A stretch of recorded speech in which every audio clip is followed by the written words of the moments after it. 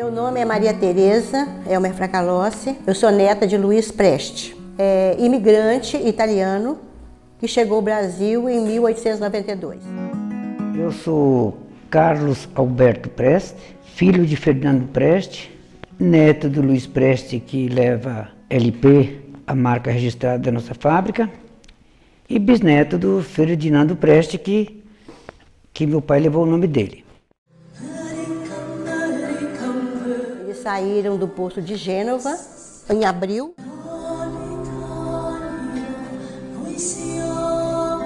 E chegaram aqui no mês de maio. Eles vieram no navio Colombo, esse navio atracou no Rio de Janeiro e lá eles pegaram o navio Matilda e chegaram aqui no Porto do Espírito Santo, ficaram na hospedaria do imigrante. Ficaram uns dias ali em quarentena. Depois eles subiram e foram até Benevente. Quando o rio não era mais navegável, eles pegavam as picadas, usavam um facão e traziam as coisinhas que eles traziam da Europa, muito pouco. Eles vieram para cá porque lá a vida era muito difícil. Meu avô tinha 9 anos quando deixou a Itália, ele nasceu em Losego, que é uma comuna de Belluno. Piccola, uma cidade uma vila, no pé dos Alpes. E lá o meu avô, o meu bisavô, ele trabalhava na agricultura. Durante o inverno, ele fazia alguns reparos, móveis, consertava móveis, ferramenta, cuidava do gado que era confinado. E a cunhada do meu bisavô já estava no Brasil. E ela se sentia sozinha. Então o que ela dizia? Venha para cá, Maria Rosa, porque o Brasil é uma maravilha. Uma folha de uma árvore dá para fazer um vestido. Mas era por engano.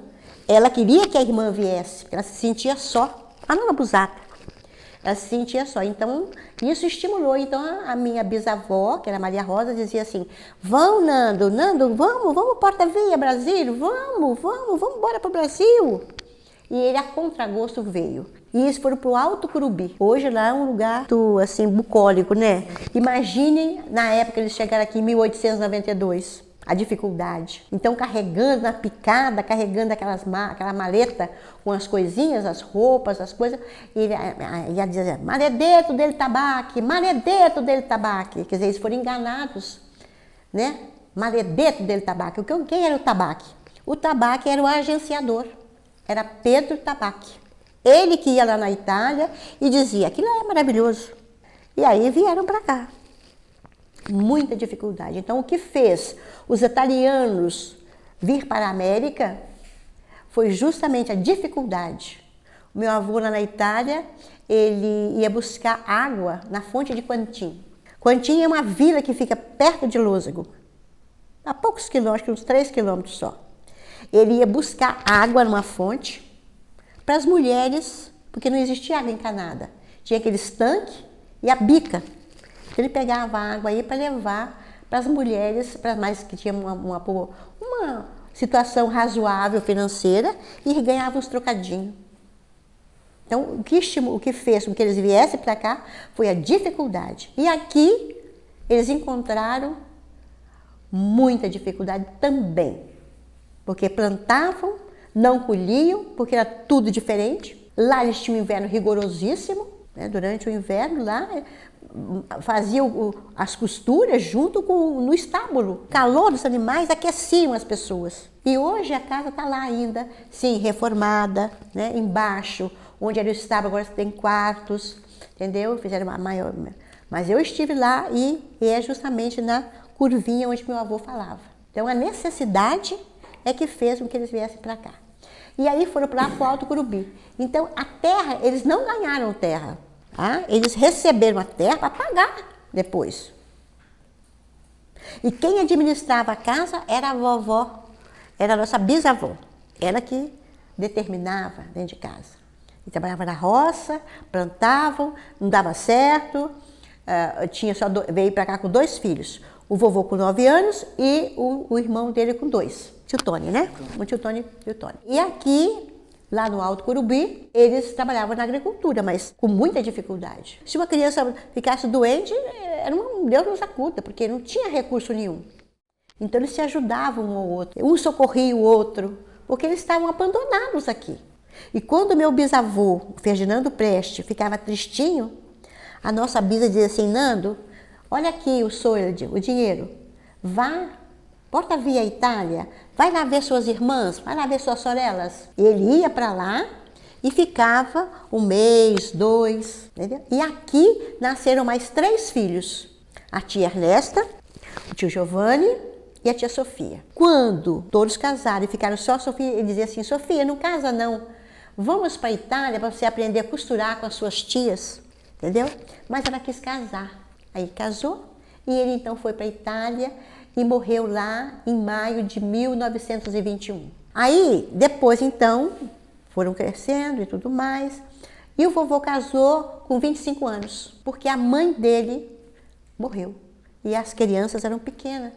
A Sofia era pequenininha, então ele casou com a vovó, tinha 17 anos. Casaram em São Marcos, aqui em Alfredo Chaves, aquela igrejinha de São Marcos, e foram morar então em Matilde. Lá o vovô trabalhou 5 anos na fazenda do Mainardi. O que levou meu avô a mudar assim da agricultura e se interessou justamente por esse ofício novo que surgiu a fábrica, foi justamente quando ele era meieiro do seu João Denadai, numa lavoura de café. Ele sofreu um acidente lavrando madeira e cortou o tendão de Aquiles. Com o tendão, ele cortou assim, umas artérias, umas veias importantes lá que deu hemorragia que quase por pouco não levou à morte.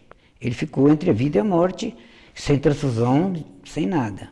Não tinha recurso. E com muito custo ele foi se recuperando aos poucos, mas como que os filhos todos pequenos. Ele que era o que trazia o sustento para dentro de casa.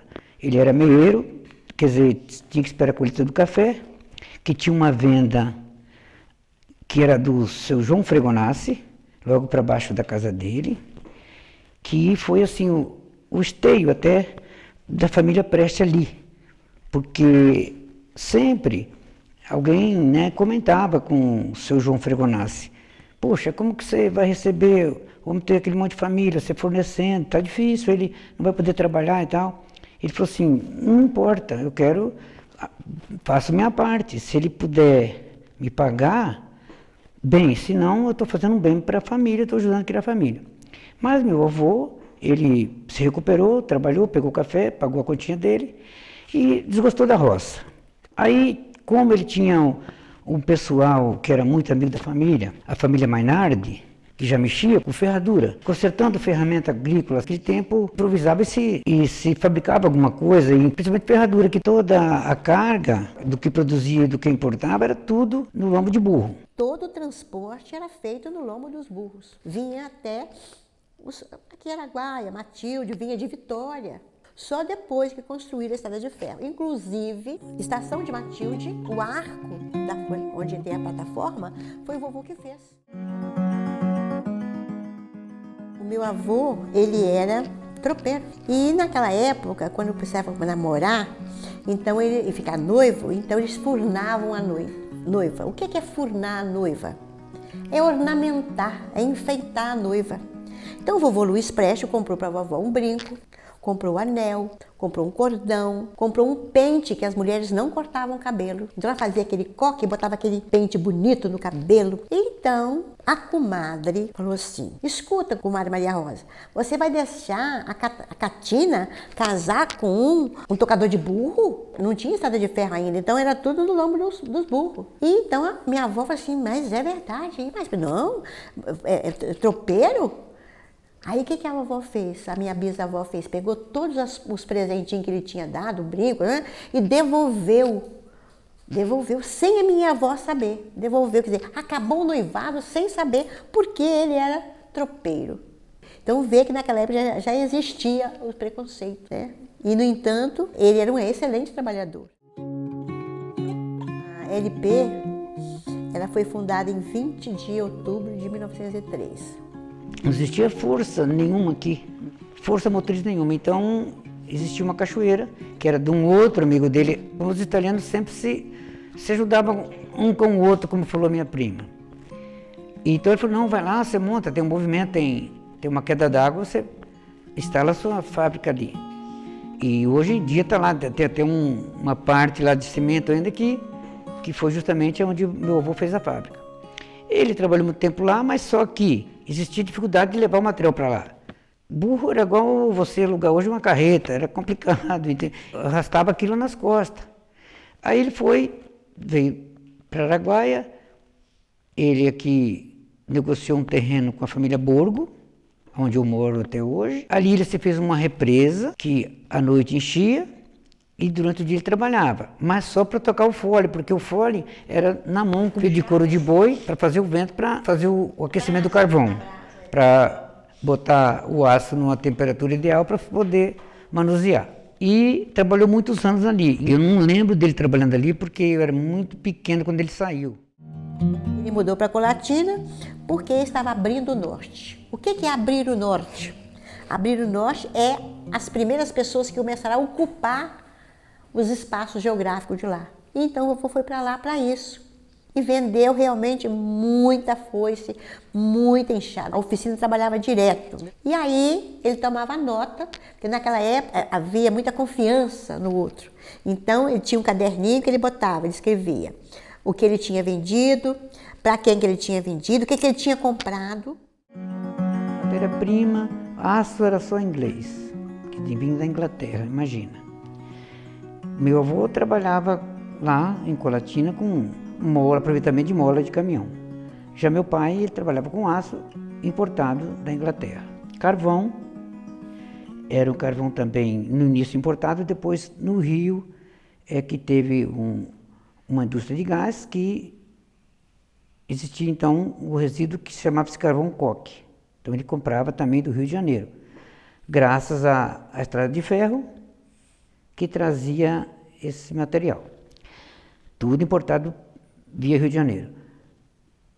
E ele sempre pegando na frente, porque trabalhador era assim, difícil você encontrar, todo mundo era na roça e todo mundo tinha que cuidar da sua família e sempre comprava os pais, não tinha, mas assim, largar o pai para vir trabalhar de empregado era muito difícil. Né? Meu pai até no início, ele foi, com a idade de seus 16 anos, ele trabalhou na Estrada de Ferro Leopoldina, assim que ela foi fundada aqui. Trabalhou um período lá, uns 3 anos ou mais, se não falha a memória. Com 16 anos ele já era agente de estação. Depois, quando meu avô, né, assim, achou que não seria o caminho dele era seguir junto com o pai, ele tinha que ir para Colatina, então meu pai já ficou aprendendo ali com o meu avô. E foi onde ele tomou gosto também pela fábrica e sempre na frente produzindo. Inclusive teve uma família que é de grande importância na história da LP, que é a família Calvi. Meu pai tinha um elo assim de amizade muito grande, porque ele frequentava muito Jaciguá, que meu avô até acho que passou um período em Jaciguá, conheceu essa família. Essa família ficou muito íntima de meu pai. Então eles também, desilusão da roça lá, fizeram uma parceria com meu pai, trabalhando já fora das ferraduras, porque as ferraduras começou assim diminuir o consumo, porque já começou a aparecer os primeiros caminhões, embora obsoleto lá, mas já resolvia muita coisa, as estradas foram aparecendo, e então teve uma demanda para ferramenta agrícola, foice, cavadeira, facão, e outras ferramentas, né, que, vamos dizer assim, um apoio para o agricultor, porque era tudo muito difícil, até a aquisição de uma ferramenta. Então, o ramo, vamos dizer assim, era adequado para a época. Bom, essa família Calvi, ela se dedicou muito ao meu pai, até inclusive todos, assim, que se dedicaram, vamos dizer assim, ao meu pai, todos se aposentaram com a LP. Tiveram todo o período da vida deles trabalhando conosco. Então, vamos dizer assim, um registro importante essa família na história da LP. As coisas depois foram assim melhorando, a gente passamos então a sair do estado. Aí então começou aquele período de procura já de emprego, né? Então você já tinha umas opções de contratar alguém. Foi onde que a fábrica começou a contratar. A gente tinha uma média de 18 a 20 empregados. Foi crescendo, a gente passou a fábrica para a rua e ela funcionou uns 12, 13 anos lá. Aí meu pai foi para Vitória, porque ele tinha que educar a família, né? Porque antes até minhas irmãs, aliás, foram para Colatina. Ficaram na casa do meu tio e do meu avô, né? Era tudo encostado lá. Ficaram um período lá. Mas nós, que estávamos chegando já em período escolar, que era mais novo, completaram os cursos lá, eu também. Mas só que eu assim, era apaixonado por isso aqui. Pela roça, pela fábrica. E voltei, minha família continuou em Vitória, mas Vitória foi se tornando assim, como se fosse logo ali, né? Que primeiro você falar ir para Vitória, você tinha um planejamento para poder ir. Era na estrada de ferro, ou de carro você levava um dia inteiro para ir e voltar, Eu fui muito em cima de carroceria de caminhão, muitas vezes. Então ficou mais fácil. Então a gente tinha o trem, depois tinha um ônibus, que começou a ter uma linha de ônibus. E aí meu pai vendo assim a minha dedicação, que eu tinha pela terra, que eu sempre gostei, e pela fábrica. Ele falou assim, bom, os meninos aqui, o resto está tudo bem encaminhado, todo mundo estudando, todo mundo procurando um outro caminho, e você escolheu o caminho de Araguaia. Eu vou fazer o seguinte, eu vou vender minhas cotas para você, que eu vou aposentar, e você já está trabalhando lá, porque eu estava plantando café, estava ajudando aqui na fábrica, e então, nesse meio tempo, eu adquiri as cotas do meu pai. Aí chegou a época da minha mãe aposentar, ela também percebendo assim que tinha que estar na minha mão mesmo, que estava indo bem, que eu estava dando quando o recado, ela foi e vendeu as cotas delas para mim também. Aí chegou meus filhos, né, claro, com a ajuda deles, a gente conseguiu hoje, por exemplo, colocar a empresa num patamar que ela se encontra. Todos eles, por incrível que pareça, todos 4 se dedicaram, estão todos junto comigo. Não só no negócio, por exemplo, da fábrica, a gente também toca essa terra aqui que tinha muito café, acabei com café porque o ciclo acabou, aí passamos para eucalipto, atualmente nós estamos no eucalipto. E todos 4, né, eles estão na ativa. E também agora, tem 2 anos vai fazer, a gente montou uma fábrica de botina também, botina industrial, graças a Deus está indo bem. A minha filha, que é a caçula, escolheu estudar, fez um concurso público, passou, se formou em Direito, não quis exercer a profissão de Direito e preferiu um concurso público. E os meninos estão comigo até hoje, todos eles dedicados, inclusive abrimos o mercado hoje assim, em 12 estados do território brasileiro. Quando você fala em LP lá fora, todo mundo sabe que é sinônimo de qualidade. Por exemplo, assim, Rondônia. Rondônia, você não pede, me dá uma foice aí, você pede uma LP. Assim, quando pessoas me encontram assim lá fora, Mato Grosso, Rondônia, qualquer estado que eu viajo aí fora, quando eu falo que sou dono da LP, eles não acreditam, porque acham que a LP é uma potência muito grande, porque é muito falada, né? Em todos esses estados. Por quê? Porque os capixabas, eles saíram daqui do Espírito Santo, migraram para esse nortão afora, até para o sul, e levando a marca da LP, porque já sabia que era a melhor ferramenta que tinha no mercado. E isso nós mantemos uma qualidade, graças a Deus, em resultado dessa propaganda que seria verbal, né? Que não é, nunca gastamos nem um tostão com rádio nem televisão, ganhou fama e nome. A nossa ferramenta já teve época na região norte do Brasil, quem vinha aqui do Espírito Santo comprava e levava para lá, era cotado em arroba de boi. Uma ferramenta era uma arroba de boi. Era só pedir que eles pagavam, né? Porque não tinha uma ferramenta igual a nossa. Eu, depois, aposentei. Hoje, os meus meninos estão tocando, cada um tem sua cota. Eu, assim, venho fazendo supervisão, a gente discute, a gente troca ideia, mas a administração é deles. Temos planos que a gente sempre discute, de ampliar, de novos produtos. Todo mês que se passa, a gente sempre tem uns clientes novos, né? Igual, por exemplo, essas grandes fazendas do agronegócio hoje que mexe com soja, com plantações de milho muito grandes. Isso aí, nós estamos pensando futuramente num produto que equipa essas máquinas, que seriam as navalhas de corte, porque toda máquina colhedeira vai ter isso aí. Há muito tempo atrás, eu vi uma reportagem que tinha uma empresa muito grande no Pará. Essa empresa tinha dificuldade nas ferramentas do campo, que não encontrava uma ferramenta adequada que desenvolvesse o trabalho deles, era a dificuldade que eles tinham. Eu imediatamente mandei procurar. Mandei meu filho caçula, ele foi lá, ficou uns 15 dias, não, uma semana, minto, estudar as ferramentas que eles precisavam lá. Começamos a mandar as amostras. Foi dando resultado, foi aprovando, e ficamos assim, então, 3 a 4 anos fornecendo ferramenta para eles. Um dia, um diretor vem de surpresa em Araguaia. Eu falei, notícia boa que não é, porque sair lá do Pará para vir aqui, numa fábrica pequena igual a nossa, é para desfazer o contrato verbal que nós tínhamos. E falou assim, mas eu tenho boas notícias, não precisa se preocupar não.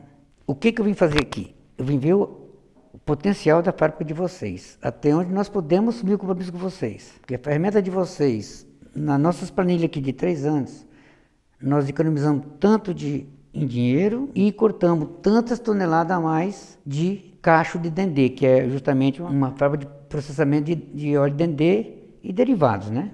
E eles não tinham a ferramenta adequada. E nós desenvolvemos todas elas. E eu só queria ver se a gente nunca vai ficar em falta com vocês. Aí quando nós mostramos lá que tinha 100 e tantos anos eram 113, 114 anos de existência.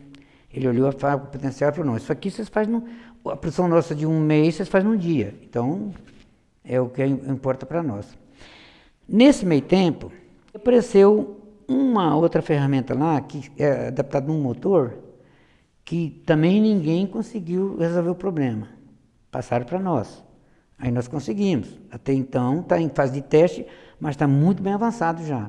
Quer dizer assim, já estão comprando, já começaram a ampliar os pedidos, é sinal que está dando certo. Isso aí é uma honra para a gente, porque, primeiro, meu avô, assim, eu conheci pouco, porque ele foi para Colatina, ele vinha nos visitar aqui, pouco, ele ficava 10, 15 dias. Não tive, assim, o prazer de conviver com ele. Mas foi com minha avó, que depois ela veio para Vitória, então fiquei muito tempo com ela. Então, segundo meu pai, sempre falava, meu avô, ele era assim, uma pessoa muito rígida, ele não admitia nada errado, tinha que ser coisa de primeira, se o aço tivesse um problema, ele jogava fora, não existia coisa de segunda com ele. Aquele legado continua a qualidade em primeiro lugar. Todo mundo me pergunta, quando eu estou lá fora, e por que LP? Com muita honra, é lógico, orgulho, né? Eu falo, não, é Luiz Preste, que era o meu avô que veio da Itália. Hoje, por exemplo, assim, para o município, tem uma história muito grande. Foi a primeira indústria do Espírito Santo, que foi reconhecida através do FINDES, fizeram um levantamento, até nos homenagearam, fizeram uma placa, falando em FINDES. Agradeço a Ivo Zoton, ele era vice-presidente, que se entusiasmou muito, né, para fazer todo esse trabalho e ficar registrado. Depois, na gestão Marcos Guerra, foi assim um prêmio que, para mim, para o meu avô, para meus filhos, para meu pai falecido, tudo, foi assim uma homenagem fora de série, porque você hoje ser escolhido assim, dentro do estado do Espírito Santo, com essa infinidade de indústria que tem, a gente conseguir um mérito industrial, é coisa assim até rara, principalmente para o município, né? Então nós tivemos essa honra de receber esse prêmio, tem a medalha.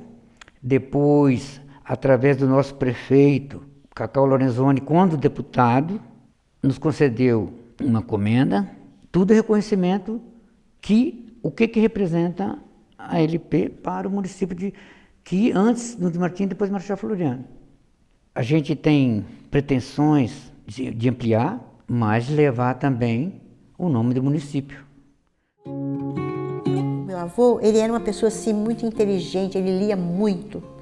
E ele foi ao Rio de Janeiro. Lá ele viu o rádio, trouxe o rádio para cá.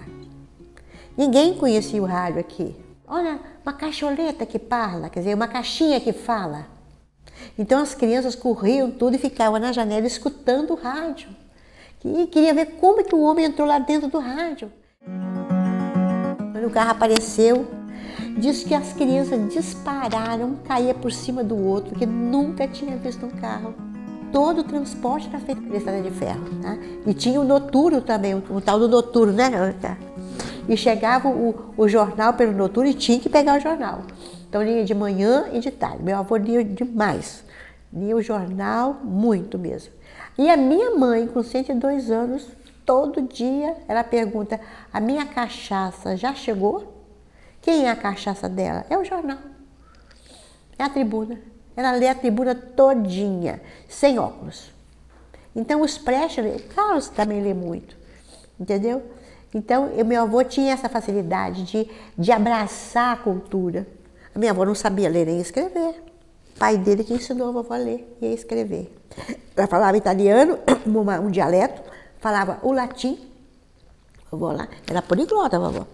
Lia tudo, as missas, tudo em latim. Ela não sabia língua portuguesa direito, porque em casa só falava italiano. E o vovô falava um dialeto e a vovó falava outro, mas eles se entendiam. E quando o pai dele foi para o Rio de Janeiro, seu pai foi trabalhar no Rio de Janeiro, então a vovó queria escrever para o filho, queria saber a notícia dele. Então ele ensinou a mãe a escrever, entendeu? O pai dele que escreveu, ensinou a mãe a ler e a escrever, porque eles queriam se comunicar, ela queria saber a notícia dele, o Belo, né, que era o filho, era o primogênito, né, o Belo, chamava ele de Belo. O nome dele é Ferdinando, mas era o Belo. Queria saber a notícia do Belo, então o Belo ensinou ela a escrever e a ler. Achei isso bonito, porque o filho se dispor a ensinar a mãe, né?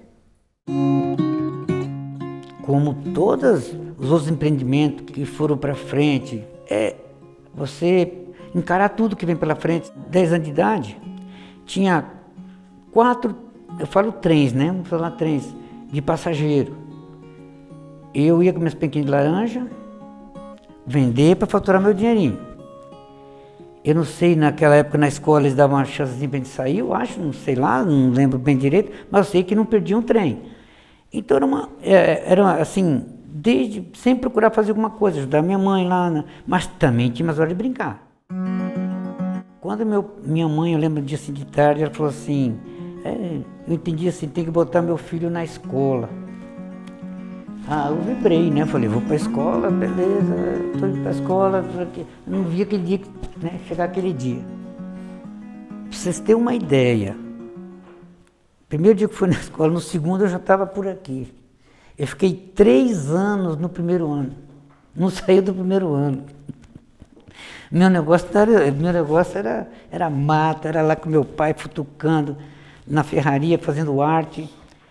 Aí meu pai falou, não, tem que levar assim para Vitória mesmo. Aí foi que também, né, decidimos para ver se eu me educava lá. Graças a Deus, quando fui para Vitória, foi assim, igual você virar um disco. Sempre fui um excelente aluno. Não gostava de estudar, claro, mas já, a prova era daqui já. Mas sempre passei em todas as matérias que vinha pela frente, nunca fiquei reprovado, mas esse detalhe, 3 anos do primeiro ano, que é coisa que acho que não acontece com ninguém, mas comigo aconteceu. A família Calvi foi um esteio, foi um elo muito grande da LP. Segurou muita barra, segurou os momentos difíceis, que foram muitos momentos difíceis. E seu Beppe Calvi, seu José Calvi, com seus filhos, com seus sobrinhos, eles mantiveram o ritmo da LP.